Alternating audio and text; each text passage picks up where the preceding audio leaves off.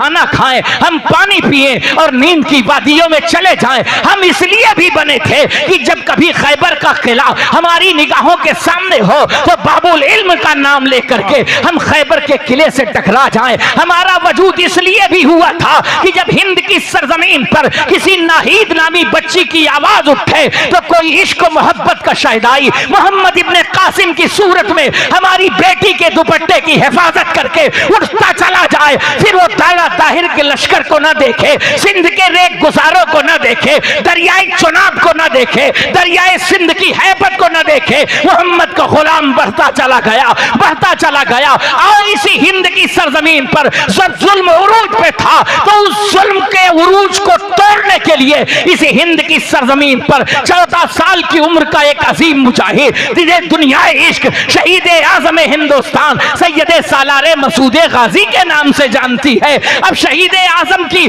عمر ذرا دیکھی جائے اور اپنی عمروں سے موازنہ کرو۔ آپ نے تو اپنی عمریں پوری کر لی، مگر ہند کی دھرتی پر جب یہ مجاہد آیا تو صرف کسی کو نقصان پہنچانے کے لیے نہیں آیا۔ ایک طرف اخلاق محمدی کے پھول تھے، ایک طرف رسالت مآب صلی اللہ تعالی علیہ وسلم کے عشق کی نیرنگیاں تھی، اور دوسری طرف ظالمین کو جواب تھا۔ دنیا کو یہ بتا رہے تھے کہ دیکھو جب تمہارے اندر، جب تمہارا سامنا اخلاق سے ہوگا تو رسول اللہ کا اخلاق تمہیں یاد آ جائے گا، اور جب تمہارا سامنا، جب تم ظلم کے ساتھ میرے مقابلے میں آؤ گے تو تمہیں علی کی تلوار سے بھی سامنا کرنا پڑے گا۔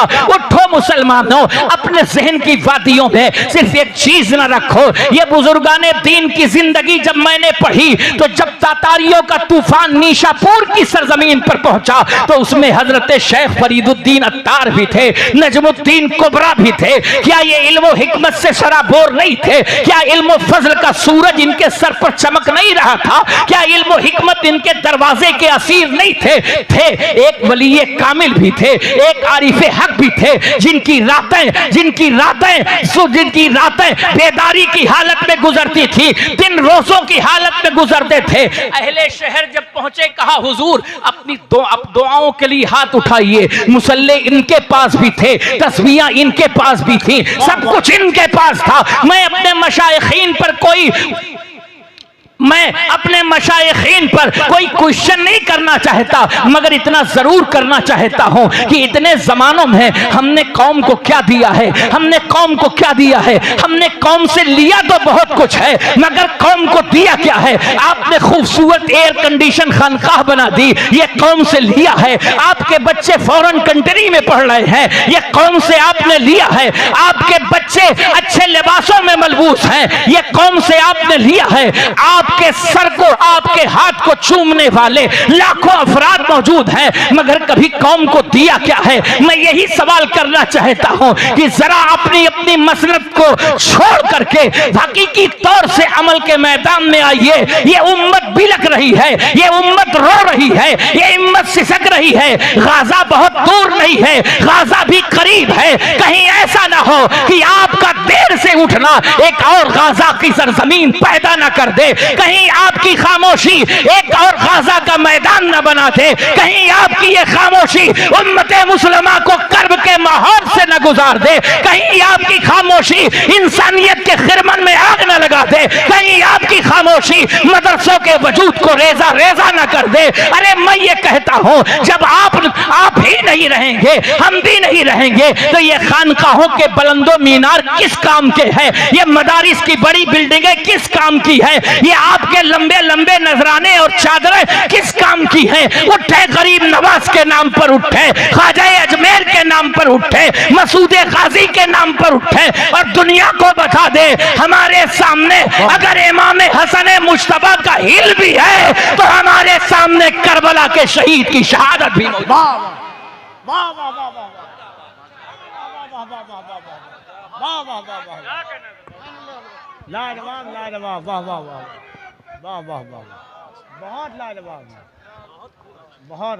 حضرات گرامی وقار، میں شکوہ کے الفاظ میں نہیں، میں کس سے اپنا درد کہوں، کہاں پہ اپنی درد کی باتیں کہی جائیں۔ علامہ کفیل عنبر صاحب بھی اب شعر کے ذریعہ کہہ سکتے ہیں، علامہ سعید نورانی صاحب بھی شعر کے ذریعہ یا نثر نظمن کہہ سکتے ہیں، مگر اٹھنے کی ضرورت ہے، اپنی صفوں میں اتحاد کی ضرورت ہے۔ چھوڑ دیجئے یہ آپسی اختلافات، چھوڑ دیجئے میں اور بڑا کی جنگ، میں اور تو کی جنگ، چھوڑ دیجئے احساس تفاخر کی جنگ، چھوڑ دیجئے انا کی جنگ، چھوڑ دیجئے میرا شملہ بڑا ہے کہ میری ٹوپی بڑی ہے، یہ کہہ دیجئے کہ علی کے دریا میں ہم نے بھی غسل کیا ہے، علی کے دریا میں تم نے بھی غسل کیا ہے، بحر معرفت علی میں تم نے بھی اپنے سر کو دیا ہے، ہم نے بھی دیا ہے۔ اب وقت آ گیا ہے، حالات آ گیا ہے، ہمیں زین العابدین کا کردار صرف ہم اپنے جلسوں میں بیان کریں گے، امام باقر کی حق گوئی کا ذکر صرف اپنے جلسوں میں کریں گے، امام جعفر صادق کے صدق پر صرف اسی جلسے میں گفتگو ہوگی،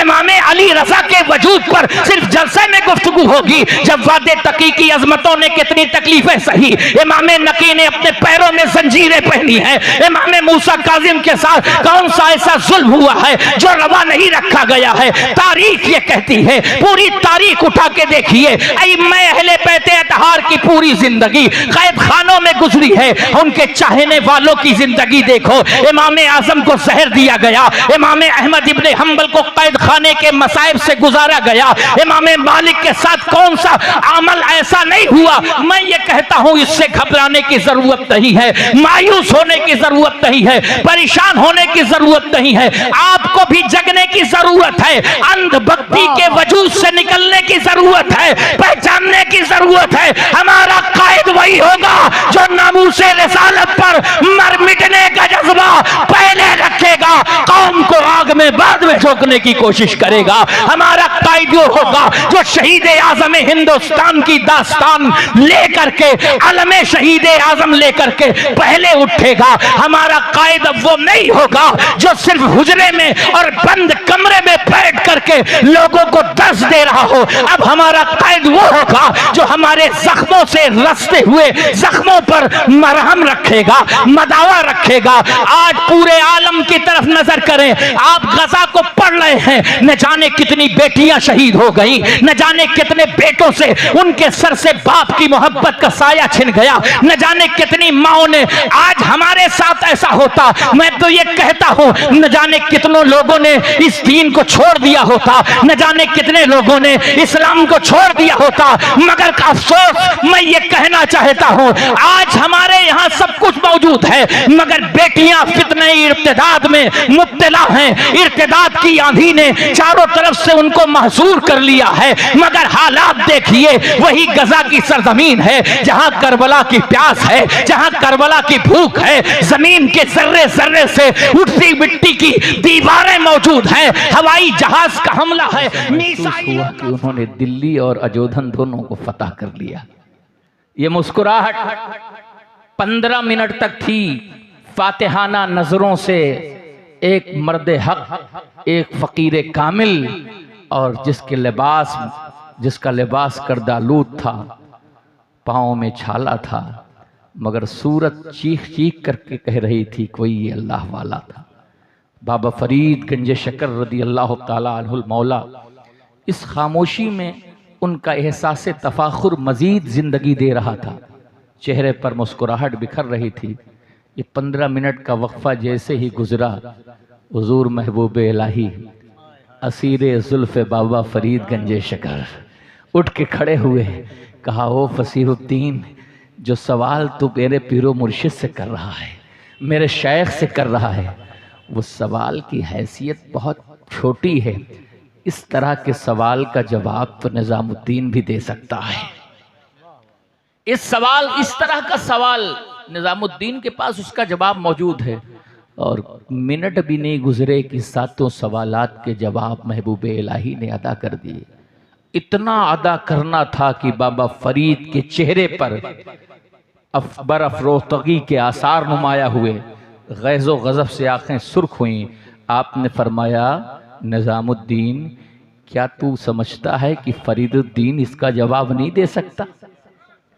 کیا تمہارے ذہن و فکر کی وادیوں میں یہ بات موجود ہے کہ مسعود گنج شکر اس سوال کا جواب نہیں دے سکتا، تم نے کیوں جواب دیا؟ وہ بندہ تھوڑی دیر کے لیے خوش ہوا تھا، وہ بندہ تھوڑی دیر کے لیے مسکرا رہا تھا، تم نے اس کو مسکراہٹ بھی چھین لی، تم نے اس کی مسکراہٹ بھی چھین لی۔ یہ وہ جو در ہیں، یہاں سے مسکراہٹ چھینی نہیں جاتی، یہاں سے مسکراہٹ عطا کی جاتی ہے، یہاں سے مسکراہٹ بانٹی جاتی ہے، یہاں سے مسکراہٹ لوگوں کو دی جاتی ہے۔ اب جاؤ، فصیح الدین اٹھ کے جانے لگے، جاؤ فصیح الدین کو راضی کر کے واپس آنا۔ جب گئے تو آپ کے علم و حکمت اور دانائی کو انہوں نے ملاحظہ فرما رکھا تھا۔ کہا آپ تشریف لائے، کہا مجھے آرڈر ہوا ہے کہ میں نے آپ کو ناراض کر دیا۔ کہا آپ نے بہت مثبت انداز سے میرے سوالات کے جوابات دیے، اس میں ناراضگی کی کیا بات ہے؟ کیا گفتگو ہے ناراضگی کی؟ ایسی تو کوئی بات ہی نہیں ہے۔ یہ تو بڑا اچھا کام آپ نے کیا کہ میرے علم کا اور میرے فضل کا، میرے علم کا جو بت تھا، آپ نے اسے مسمار کر دیا، یہ بڑا اچھا ہوا۔ کہا نہیں، میرے پیر و مرشد نے فرمایا میں آپ کو راضی کروں، آپ خوش ہوں۔ کہا اللہ آپ کو خوش رکھے، میں آپ سے راضی ہوں۔ کہا یہ جملہ یہاں نہیں چاہیے، یہ جملہ بابا فرید کے دربار میں پہنچ کے آپ کو کہنا ہے کہ میں نے آپ کو معاف کر دیا۔ بابا فرید کے دربار میں جب وہ پہنچے اور پھر انہوں نے کہا میں نے آپ کو معاف کر دیا، ملند قلندر کی نگاہ اٹھی، نگاہوں سے نگاہ اٹھی، عشق بول پڑا۔ کیا پوچھتے ہو عشق نے کیا کیا مزہ دیا، بندہ بنا دیا کبھی مولا بنا دیا، قربان اپنے ساقی کی دریا دلی کے میں بے ہوش کر کے جلوے جانا دکھا دیا۔ اکرام عشق ہم پہ نہ ہوئے تو کس پہ ہوں، بٹھلایا تخت پر کبھی در در فرا دیا، نیرنگیاں میں یار کی کیا کیا بیاں کروں، بے دل کیا کبھی کبھی بے دم بنا دیا۔ قدموں پہ گر گئے، کہا میں آج سے اپنے علم کا نقاب اتار کر کے آپ کے سامنے رکھتا ہوں، حضور اپنی غلامی میں قبول کر لیں۔ پھر تاریخ نے یہ دیکھا کہ وہ مرد حق سرکار بابا فرید گنج شکر کے دسترخوان کے لیے، بابا فرید گنج شکر کے لنگر کے لیے لکڑیاں چن رہا تھا۔ کوئی علامہ بدر الدین اسحاق ہے، وہ کپڑے دھو رہا ہے۔ وقت نے دیکھا کسی نے محبوب الہی کی سند حاصل کی، مگر اس در دولت پر وہ مہمانوں کے لیے کھانا بنا رہا ہے۔ یہ وہ در محبت ہے جہاں پہ لوگوں کو انسان بنایا جاتا ہے، انسانیت سکھائی جاتی ہے، کمزوری کا احساس نہیں ہونے دیا جاتا۔ پھر اتنا بلند کیا جاتا ہے، اتنا بلند کیا جاتا ہے کہ زمین کی پستی سے لے کر کے عرش کی بلندی تک اس کا نام جپا جاتا ہے۔ تبھی تو عشق اس مقام محبت پر پہنچتا ہے۔ تو کہنے لگا یہی مقام محبت تھا جس پہ عشق بول پڑا، جب سے دیکھا ہے لباس بشری میں تجھ کو، ہر فرشتے کی تمنا ہے کہ انسان ہو جائے۔ تو یہ وہ در محبت ہیں جو آپ کو ادب سکھاتے ہیں، آپ کو انسان بناتے ہیں۔ بس چند لمحے اور گفتگو، لیکن خطبے کے بعد کی گفتگو انشاءاللہ۔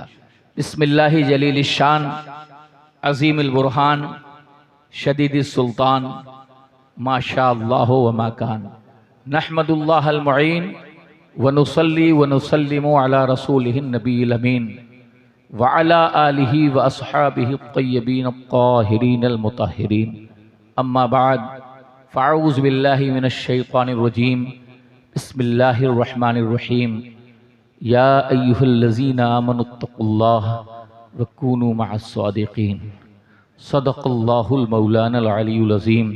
انتہائی خلوص و عقیدت کے ساتھ عقیدت و محبت کی دہلیز پہ ذرا اپنے سر کو عاجزانہ جھکائیں اور محبت کے اس عظیم منارے کو دیکھیں جہاں عشق کی نیرنگیاں آج بھی لوگوں کو تقسیم ہو رہی ہیں۔